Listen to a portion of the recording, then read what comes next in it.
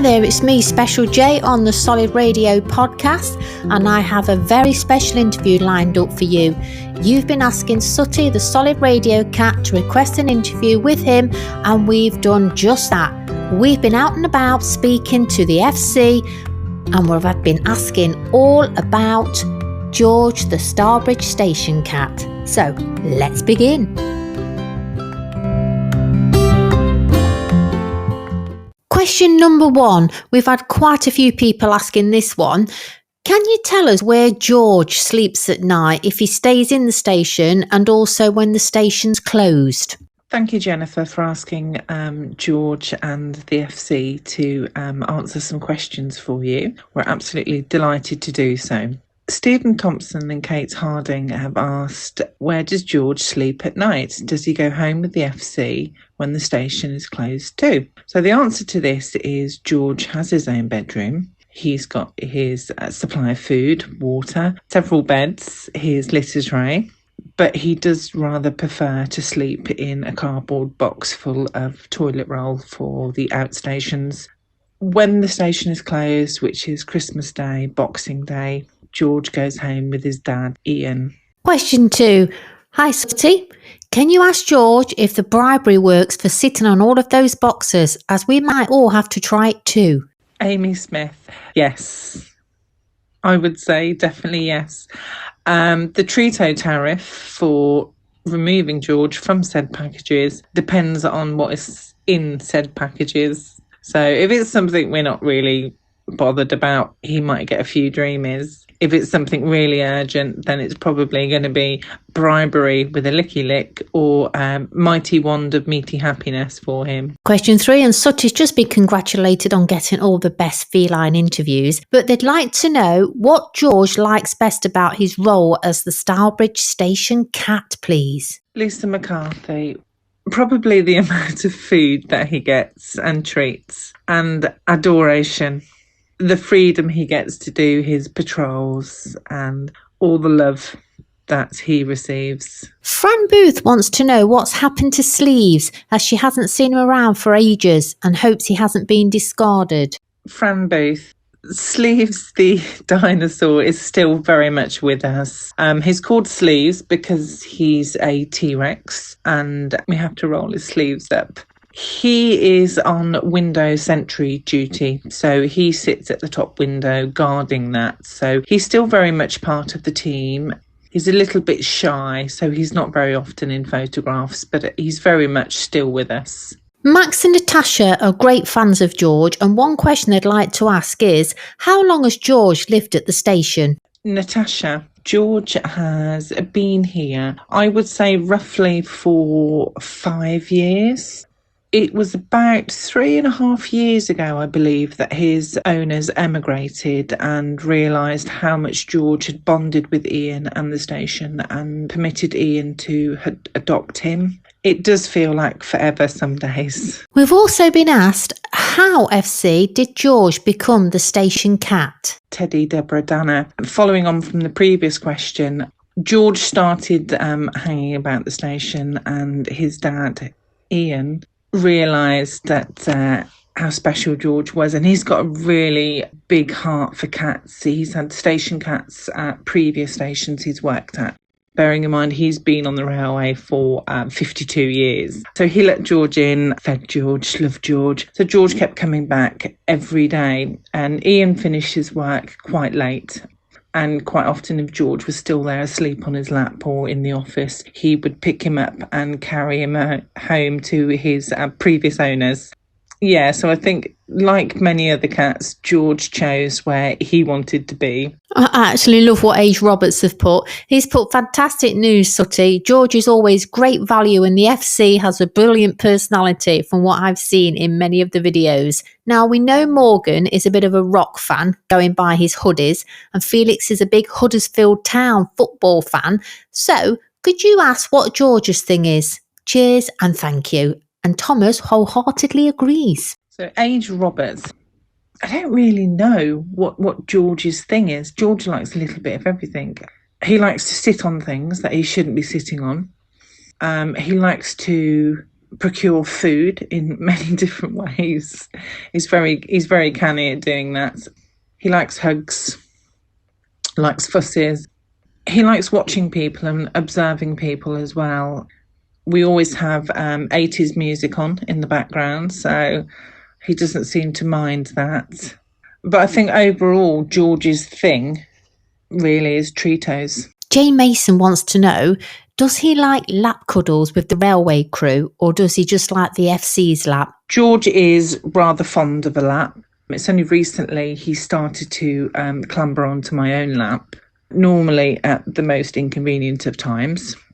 He likes sitting on his dad's lap, but he's very, very fond of trying to clamber onto Russell's lap when Russell is working. Russell is one of our supervisors at the station, and he is forever trying to clamber onto that. So yes, he does like a lap, most definitely. We've also been asked, are the mices more tastier than Dreamies, as we're sure that you catch lots of them? Tara Kent. He does catch quite a few mice, and he does enjoy them, or appear to enjoy them. He likes to bring them into the booking hall and bat them about like a ball, and we have to try and rescue them because it upsets people to see George with a mouse. I would say definitely his Dreamies, his Treatos are preferred. They probably don't wiggle about as much, but he does rather seem to enjoy those. Now, here at Solid Radio, we absolutely love George's wise words on his Facebook page. But what inspires you when writing each one? This sort of first started when we went into lockdown and realised that George wouldn't be seeing his commuters every day and people who use the station, and vice versa, because they were furloughed or working at home. So we decided to put him on to Twitter and ramp up his Facebook page just so that people could see him, and he could just give a little message just to say these are times like we have never known before, and it is scary, it's daunting. We're all full of worry, our own worries and our own apprehensions about what's happening in the world and what was happening with COVID. And that it's okay, it's perfectly natural to feel how we're all feeling.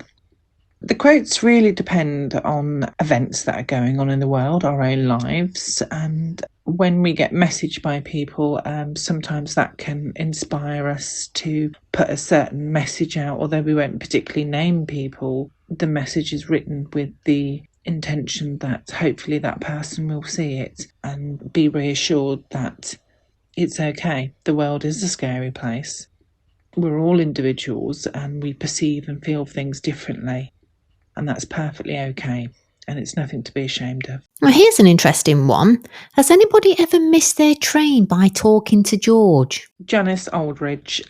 Do you know, that's a really valid point. And the answer would be, I don't know. No one's ever actually admitted to that. We've had a few close calls. More than likely, I would say there's a possibility that this has happened previously. Somebody wants to know, how many beds does George have? Right, okay. It depends what your definition of a bed is, because he'll sleep anywhere that's comfortable. So he has 2 beds in the booking office. He has a hammock, that's 3. He has the chair that we have to lower down and bring round to the supervisor's position.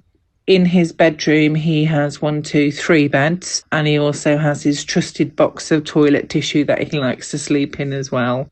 So quite a few. Oh, he also likes to sleep on top of the air conditioning unit that we've put a blanket on for him. So I think the whole office is a bed for him, really. Tell me, FC, does George live at the station or does he have a home as well? Simon Lewis. He'll always have a home with his dad, Ian, which is where he goes to on over Christmas when the station's closed.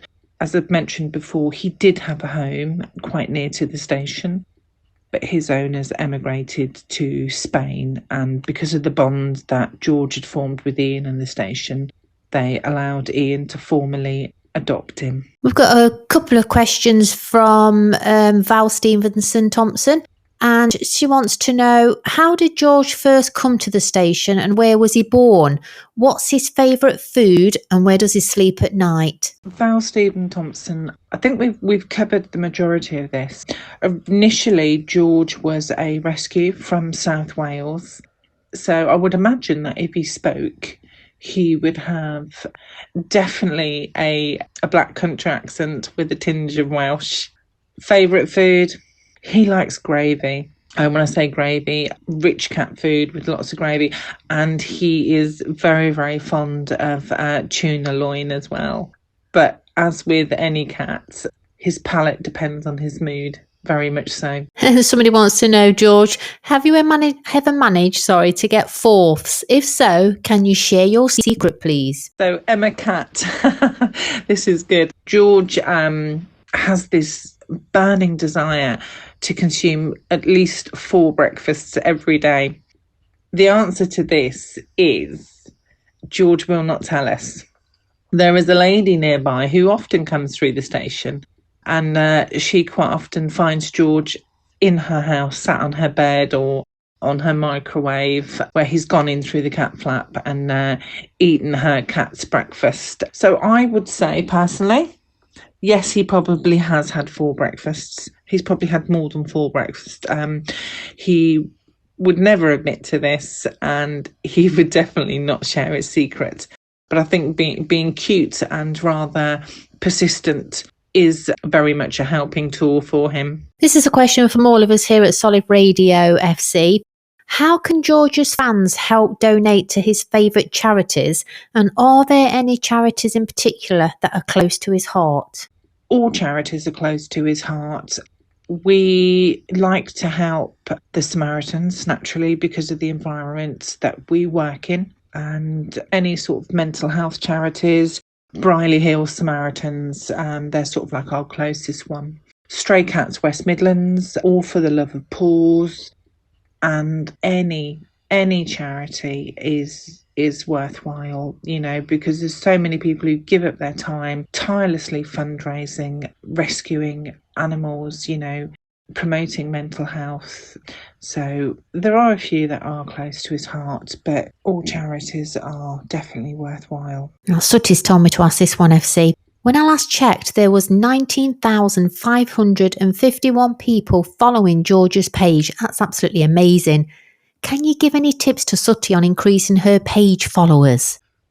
We are absolutely flabbergasted and sometimes a little bit overwhelmed with how popular George has become. I don't know if there's any tips. There's certainly no strategies or anything whatsoever behind it. We're just persistent, very persistent, a bit like George himself. I don't know, kindness. Unfortunately, on George's social media platforms, we recently have had quite a few people who shouldn't be commenting, let's put it that way. So we do have to sort of ban people, unfortunately. So I don't know. It's a really, really difficult question. Just by being kind, acknowledging that we all struggle. And also, I think a big dose of George's cheekiness really, really helps. And if we can help you at all, Sooty, we are glad to do so. Now, we also understand that you have your own calendar, George. Can you tell our listeners how they can order one? A very, very lovely lady who has a family-run business, and they also do a lot of fundraising for various charities. Hall Green, brace yourselves, Greyhound Trust being one of them. Her name is Jo, and the calendars can be purchased from Olivia May Creations. So if you go and just type it into Google, which is Olivia May, which is MAE Creations, they are very kindly doing the calendars, and £3 for each calendar will be split between various charities, one being the Samaritans, the second one being West Midlands Stray Cats, and the third one is a surprise charity. As well as the calendar, what other merchandise do you offer? I'm sure our listeners will be really interested. Jo at Olivia May Creations currently does 2 different types of George calendars. They do a beautiful mug, a tote bag, a key ring and some lovely coasters. She is also looking at doing some lovely warm embroidered George hats as well. So there's quite a few things. So if you have a look at her website, there's quite a few items on there which are all George approved, and a percentage from each sale will go to charity, which is amazing. Has George ever done a train ride with his servant? Cheryl Warner has asked, has George ever done a train ride with his servant? He hasn't, no, thankfully. The FC is a station manager for the whole line, looking after 14 railway stations, and everybody knows George. So I would say if he got on a train, he would soon be discovered and taken back to his home station. But as of yet, no, he has not been on a train. I'm sure he'd love to, but they're a bit scary and a bit big when he's only very small. Now then, George, will you be going to live with your dad anytime soon? As we've heard, your dad was due to retire last December, but is still at the station. Ellie Merritt, George's dad, Ian, was planning on retiring last year. He's just recently completed 52 years service on the railway, but he's hanging on at the moment. We've a lot of changes coming up, and Ian is waiting to see what's happening. So I think he'll be around for a little bit longer, which means that George gets to stay with us a little bit longer as well, which is wonderful. Now, I have to ask this, what exactly does FC stand for? For the first 12 months, because it was really of no relevance, we didn't state as to who wrote George's messages, his page, but we made references to a character called the FC, who's quite a prominent character in George's day-to-day life. So as it's a railway environment, the nickname was taken from the Thomas the Tank Engine books for the character who was known as then the Fat Controller, who was the boss. As it's our own boss, our station manager, who writes the page and brought George to life. They also love donuts very much.